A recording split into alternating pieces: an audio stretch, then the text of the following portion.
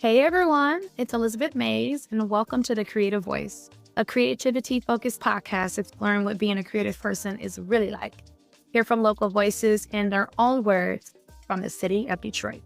And I'm Danny Wu, co-host of the show. So during the day, I'm a creative director and owner of Mays Multimedia. And I'm a creative strategist and visual designer, as well as an art director here in the city. Brought to you in partnership with the Detroit chapter of AIGA, also known as the American Institute for Graphic Art, a volunteer-based membership organization that advocates for creative professionals nationwide across several spectrums of industries. And we're excited to be here today. So Danny, tell us who we have in this seat. We're here today with Jason Sachse of Robyn, the gallery slash concept store that's in Capitol Park in downtown Detroit. Thank you for having me. So first off, tell the listeners who you are, where you're from, and of course, what Robyn is. Totally, yeah. My name is Jason Sachse. I'm from Huntington Woods, Michigan, and currently living downtown Detroit. I'm the owner and curator at Robyn Detroit. And Robyn is a gallery slash store that spotlights artists and designers that embody the spirit and attitudes of Detroit. It's a mix of fashion, art, experiential stuff like performances or events or parties, a new different take on retail, essentially. Yeah. This is a very adventurous business because you are bringing a combination of curating and also a display, right? Gallery. Right. And this particular concept, has this been brewing for years? Is this something that you've been building? Like, tell us a little bit more about how did Robyn start off?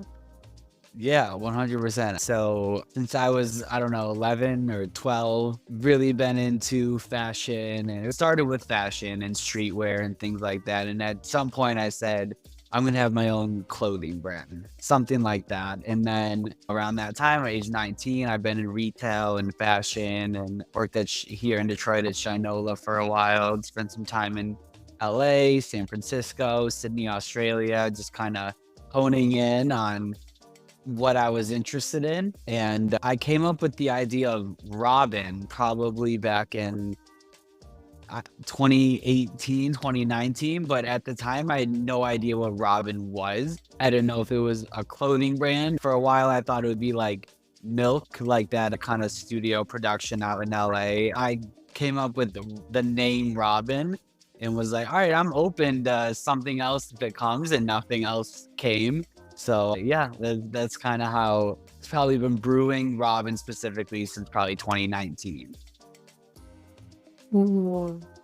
I was going to say, how do you select your artists for featuring in the store?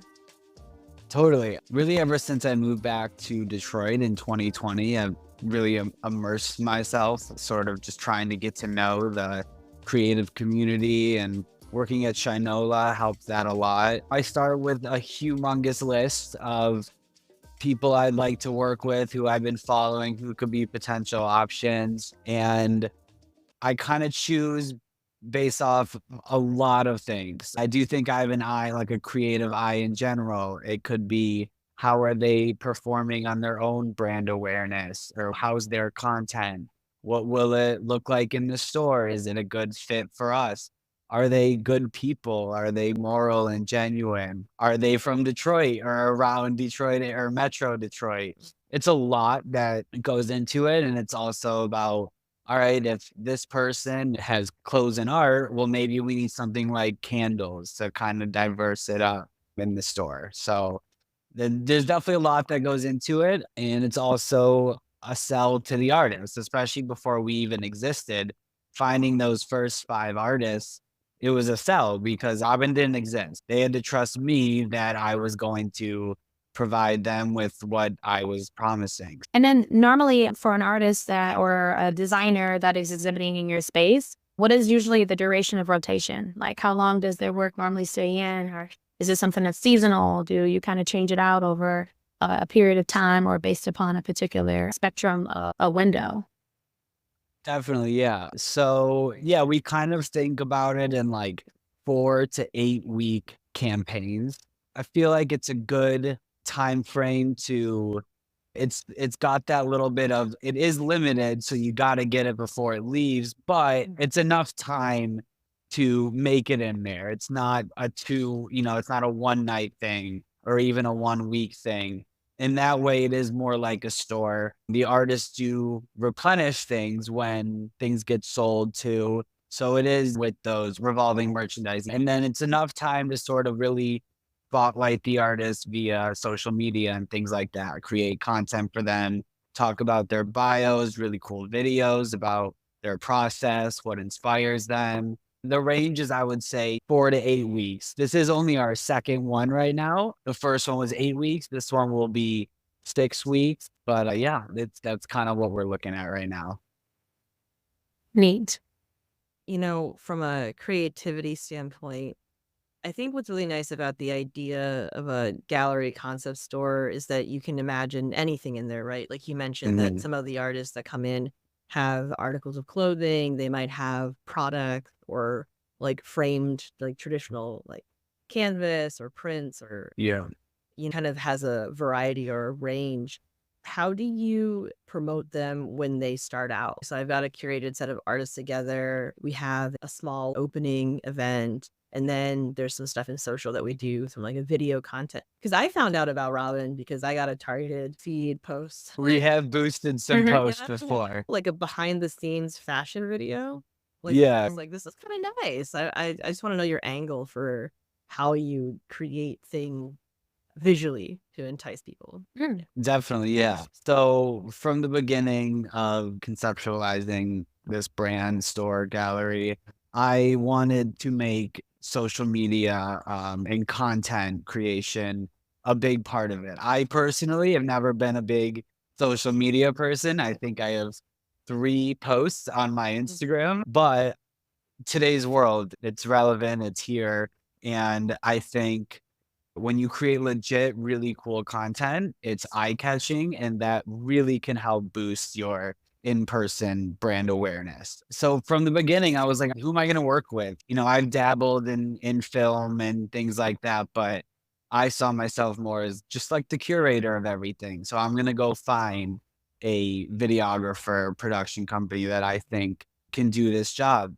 And I found Sid Finch. I've actually known him since a long, long time, but we just kind of got reacquainted through this, and it was great. So we set up a meeting. This was before Robyn was even open. It was probably a month or two, probably 2 months before. And I told him my vision and what I'm looking for. And he asked me questions. And about a week later, he came back to me with this full deck, is kind of my vision along with his, and then his execution of it.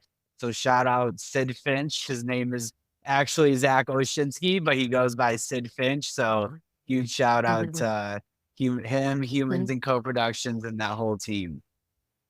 Yeah. I think it's really dope that right now, and I'm a millennial, you're a millennial, Danny's a millennial. We're very big on collaboration.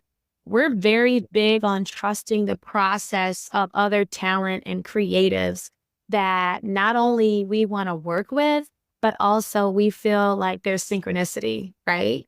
And you bringing someone like him to the table and saying, hey, this is what I'm doing. And he's like, also, this is what I can see. This is what I envision.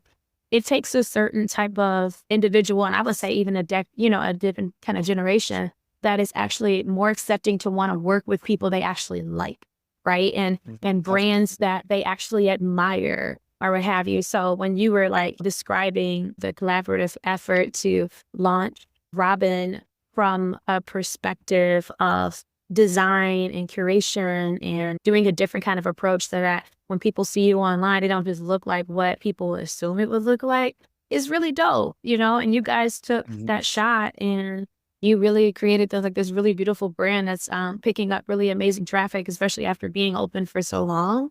So what characteristic that you possess that a lot of other individuals that are leaning into getting a brick and mortar or opening up a space that you think you can kind of lend some advice to anyone that's aspiring to kind of do what you do or just open up anything from in the creative spectrum?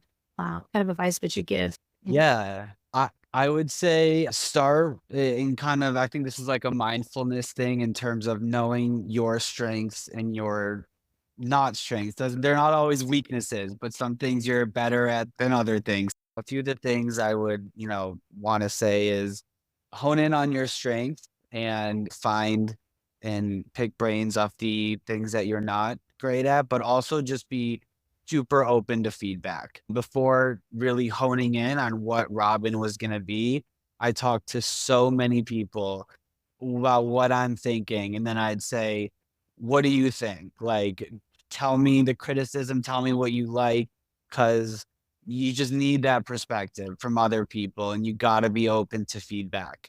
It's very beneficial. I mean, I remember when I was 19, I was like, I want to start my clothing brand now. But it's really beneficial to go to work when you're young. If you're interested in fashion and read in fashion like I was and working at stores, like I was then, go to start at Urban Outfitters. Just get into the work world and you'll learn so much. I mean, that's what I did. I did 7 years of retail at, various brands and things I was interested in. I just learned like, okay, that's really cool. That I don't like. That's really working. That's not really working.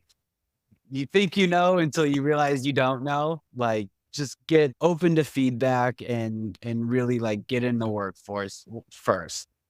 Yeah, I concur with you on that one. You mentioned that the goal is to grow with cooler experiences, artists, and cities, but you wanted to avoid the bigger one. So what's the thinking behind that? Like, why wouldn't you want to create a Robyn concept store or gallery space in New York or LA? I mean, listen, I lived in LA for 2.5 years, and then I lived in New York for a short time. My sisters right now live in New York and LA. To answer your question, Robyn in Detroit right now is kind of a separator where if it was in LA or New York right now, it would just be one of a million of these. So from a business standpoint, it was a little bit of that, but also I feel like it's all there and there's so many other cities in this country that have this amazing talent and that they eventually just end up in LA or New York. I want to hone in on just their specific cities. And I imagine places like, Cleveland or Minneapolis, San Diego, or hundreds of other cities that don't get the love that they deserve. Detroit's got this stigma, and I see how amazing Detroit is. And I'm sure there's other cities that everyone's like, oh, they're irrelevant because they're not New York and LA and things like that. So the ultimate goal is, yes, do something like Robyn Cleveland and Cleveland artists and Cleveland identity and what they're about. I don't want to rule anything out that will never be in LA or something like that, but I kind of like those cities that have an attitude like Detroit in a way. Also, these cities too also have really amazing talent bases of creatives. Part of the reason why we named this podcast The Creative Voice is because it's all encompassing when it comes down to just the talent that comes out of Detroit. And people have asked us already, Jason, like, hey, can you, interview in Toledo or other cities? And we're like, no, we got enough in Detroit right now. We got so much talent in the city that honestly, we won't see ourselves probably having to tap into other markets for some time now, because it's like we need to do our own city and our own home justice, get it on the map. And then, we can eventually start tapping into other artists that have some kind of connection back to Detroit anyway. Paying homage to the city and also the people that are helping to build the creative ecosystem is extremely important. So definitely applaud you on that part. Thank you. Thank you. I agree. How was the actual artist opening on Saturday? Like, how did that go? Considering the like you're stuck in what? In that way, it was different than the first one because the first one, not only was it the artist opening, but Robyn opening. Right. I was a little nervous in terms of, it wasn't a launch. It was more like we called it an opening reception, launching our new lineup. And it rained. It rained a lot, but it was incredible. So many people came. It was a packed house in here. It was great. I couldn't have asked for better, truly. Yeah, I feel like in Detroit, when people turn up, they turn up. 100%. I've been talking about this with people. Detroiters love their event. They love events. We do. And we're very loyal. And Yeah. unlike a lot of other cities, we know how to drive in a lot of different weather. So weather doesn't necessarily scare us unless it gets to the point where literally the advisory says, everyone, please stay home. It says a lot about just our culture and our community, because a lot of the times we are 1 degree of separation. And I saw the opening on my Instagram, Good Pals had reposted. And I was like, yo, it's so beautiful to see that we really do continuously show up and support our local creatives, because at the end of the day, we're always going to need that support right back. And I think that's one thing that Detroit definitely holds true. We're all doing something in some capacity, whether we're doing it virtual or in person, or whether we're having some kind of exhibition out of town. We really do show up and, make sure that Detroit is always present in the room. I'm always very curious why businesses are named what they're named. No one ever has to ask, oh, Elizabeth, why is the business called Maze Multimedia? But when you have particular brands that pop up and the spelling or the word is something that's in the English dictionary or what have you, it's really not something that you want to, think too hard about. You're like, oh, they probably named it this, and you move on about your way. But I noticed with Robyn, especially with you using the Y, where did this name originate from? And what's the meaning?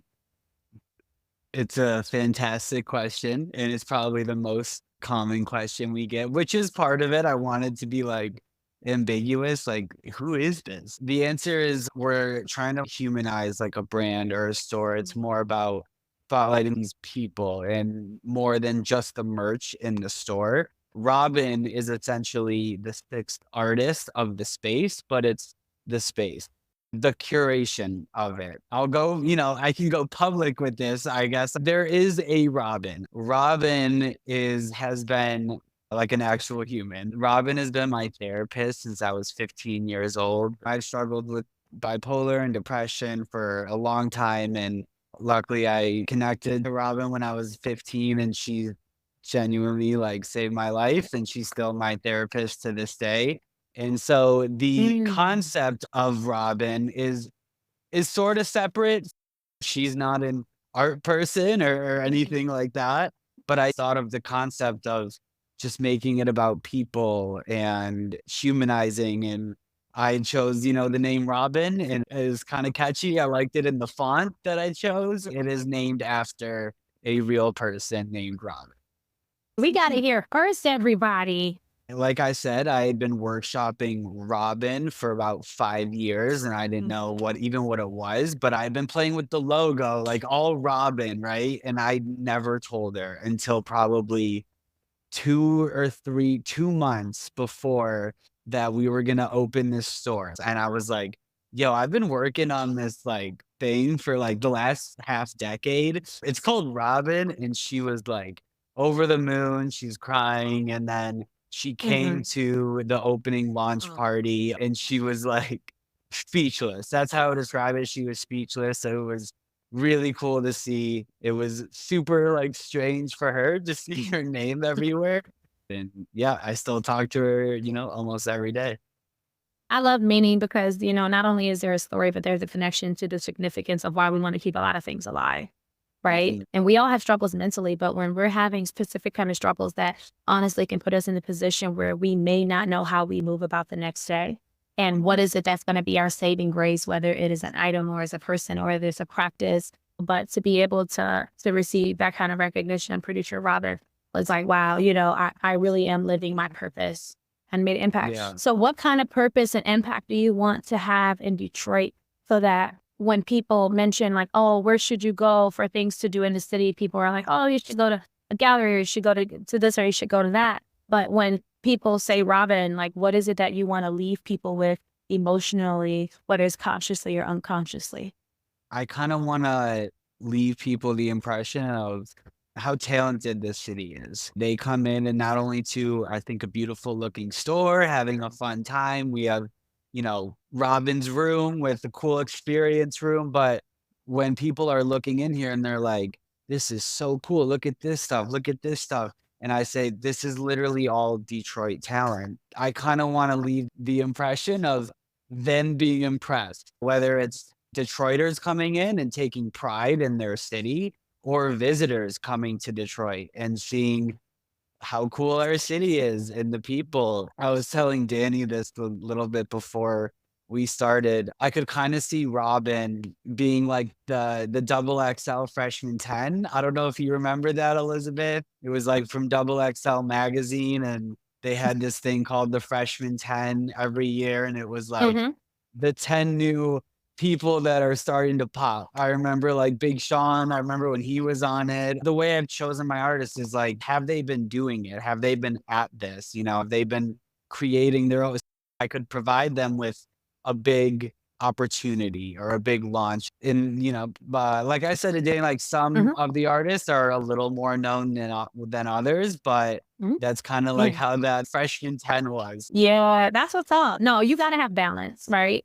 Too many powerful people in the room, just feels like a powerful person. You need people that's going to be able to vibe and to flow with each other and to be a mentor, to be inspiration, because you just never know where anyone is going to go. And I think it's wonderful when Detroit talent can be celebrated by other Detroiters instead of having to wait before you go somewhere else before somebody will buy your thing. The galleries of brick and mortar, how is it that other people can support Robyn or purchase from Robyn instead of just having to be, or experience Robyn instead of just having to be in the actual space? Digitally via our website is currently being built out, which will be cool, and kind of a website you can browse, almost like if you're in a store and you browse instead of like just scrolling through Instagram. Or if you go to our Instagram, we just post cool content, really cool videos about the artist. Part of, Robyn's brand is to ultimately create an experience digitally online. The center of it is, like you said, the brick and mortar and in-person experience.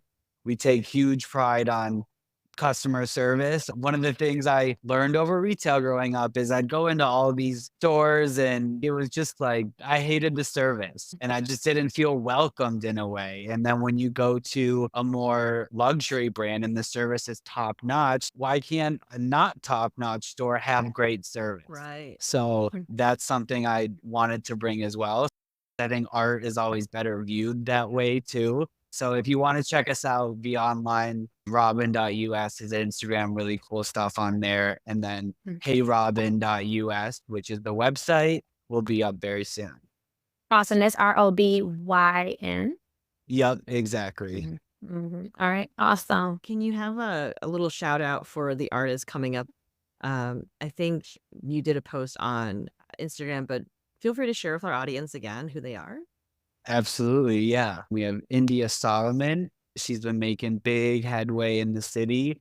She's one of the most diverse artists I've ever seen. She does painting, she does clothes, she's performing and singing at Michigan Central Station. Like, she's just so unbelievably diverse. We have Foreign Objects, who is by Fernando Gutierrez, who's truly one of the best like leather makers I've ever seen. He does card holders and wallets and beautiful bags, and then also does some clothing as well with an amazing process. We have Filipino Spaghetti, which is one of the greatest artist names I've ever seen.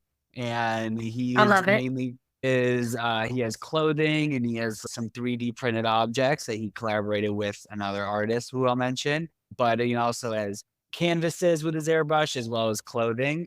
He's got a very cool character-based identity. He's got this character Boo that he does, a lot of his stuff on.